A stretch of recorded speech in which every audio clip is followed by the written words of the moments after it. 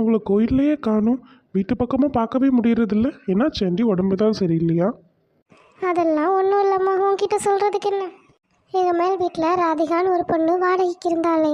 ஆமாம் ஆண்டி, தெரியும். அந்த பொண்ணு ஏதோ அவசரம்னு பணம் கேட்டாமா. நானும் தெரிஞ்சவங்க கிட்ட வட்டிக்கு வாங்கி கொடுத்தேன். நான் தான் ஜாமீன் கையெழுத்து போட்டேன்.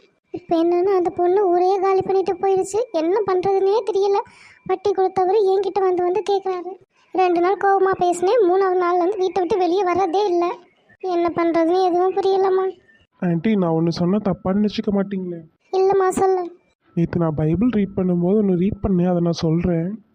நீதிமொழிகள் 6வது அதிகாரம் 1, 2, 3, 4, 5 வசனங்கள். பிள்ளாய், உன் அடுத்திருப்பவரின் கடனுக்காக நீ பொறுப்பேற்றிருந்தால், அல்லது அந்நியர் ஒருவருக்காக பிணையாய் நின்றால், அல்லது உன் வார்த்தைகளை முன்னிட்டு ஒரு சிக்கலில் மாட்டிக்கொண்டால், அல்லது உன் வாய் சொல்லிலேயே நீ